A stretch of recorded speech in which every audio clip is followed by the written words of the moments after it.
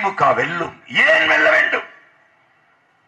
எதற்காக ஸ்டாலினுக்கும் திமுகவுக்கும் ஓட்டு போடணும்? ஒரு காரணம் சொல்லு. பாரதிய ஜனதா வரவிடக்கூடாது. வர வைத்தவர்களே அவர்கள்தான். கதவை திறந்து விட்டவர்களே அவர்கள்தான். பிஜேபி வளருது பைத்தியக்காரன் குடுகுடு படிச்சு தெரிஞ்சான். சீமானுக்கு போட்டா பிஜேபி வந்துடும், சீமானுக்கு ஓட்டு போட்டா பிஜேபி வந்துடும், சீமானுக்கு ஓட்டு போட்டா பிஜேபி வந்துடும். முட்டா பயலுக்கு பிறந்த முட்டா பயலுகளா? சீமானுக்கு ஓட்டு போட்டா சீமான் தாண்டா வருவான். சீமா வீட்டுல சுவிட்சு போட்டா உன் வீட்டுல போட்டா லைட் எரியும், என் வீட்டுல தாண்டா எரியும், என் வீட்டுல தான் எரியும். இன்னும் பேசுறான். இதை நம்பிக்கிட்டு என்னுடைய இஸ்லாமிய கிறிஸ்தவ சொந்தங்கள், என் அன்பு உறவுகள், அந்த பாதகம், அந்த படுவாதகம், அந்த அக்கிரம செய்வனுக்கு ஓட்ட போட்டு இப்பவும் அதுதான் ஆயர்களும் ஜமாத்து பெரியவர்களும் நமக்கு இருக்கிற இறை கடமையே திமுக ஓட்டு போடுறதான். ஐயோ கொடுமை. அல்லாஹ் எங்களை எதையாவது பார்த்து பண்ணிவிடு, நல்லா இருப்பேன். அல்லாட்ட துவா செய்யற தவிர நம்மகிட்ட ஒண்ணும் வழி இல்லை.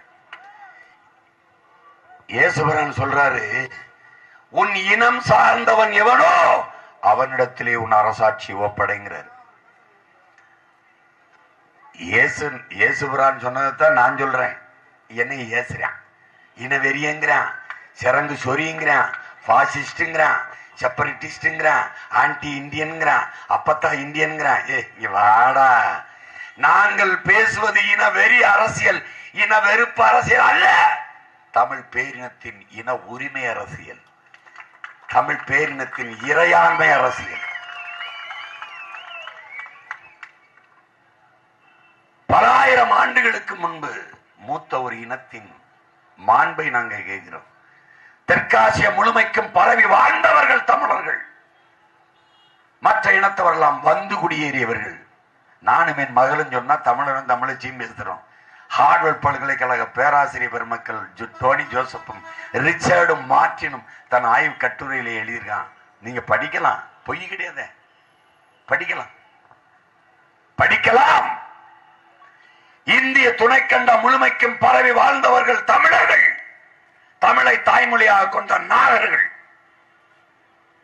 இந்த நாட்டை எந்நாடு என்று சொந்தம் கொண்டாடிக்கொள்ள ஒரே ஒரு இனத்திற்குத்தான் உரிமை உண்டு, அது தமிழ் இனத்திற்குத்தான் என்று நான் சொல்லல. நானும் என் மகளும் சொன்னால் ஒரு தமிழனும் தமிழ் அப்பனும் மகளும் பேசுகிறார்கள் என்று நீ நினைக்கலாம். உலகத்திலே ஆகச் சிறந்த கல்வியாளன் அறிவாசான் அண்ணல் அம்பேத்கர் சொல்றார், இந்த நாட்டை என் நாடு என்று சொந்தம் கொண்டாடிக்கொள்ள ஒருத்தங்க தாண்டா உரிமை இருக்கு. இரையச்சம் கொண்ட என் மக்கள், இஸ்லாமிய சொந்தங்கள், கிறிஸ்தவ பெருமக்கள், என் உடன் பிறந்தவர்கள், இனிமேலாவது மாறுங்கள். மறுபடியும் நீங்கள் 15 விழுக்காடு வாக்கை திமுகவுக்கே செலுத்தி ஒரே ஒரு நன்மை கிறிஸ்தவ இஸ்லாமிய மக்களுக்கு திமுக செஞ்சது என்று ஒரு நன்மையை சொல்லுங்கள். நான் என் மகளை கூட்டிட்டு வீட்டுக்கு போயிடுறேன். வேணாமடா இந்த தேர்தல் போட்டி, அவங்களே இருந்துட்டு போட்டு போயிடுறேன். ஒன்னு சொல்லு. என் பங்காளி வடிவேல் சொல்ற மாதிரி பண்ணாத.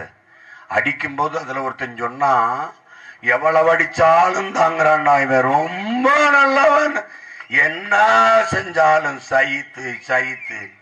அநீதி இழைப்பவனுக்கே அதிகாரத்தை எப்படி உன்னால கொடுக்க முடியுது? அறுக்கிறவனையே ஆடு எப்படி நம்புகிறது?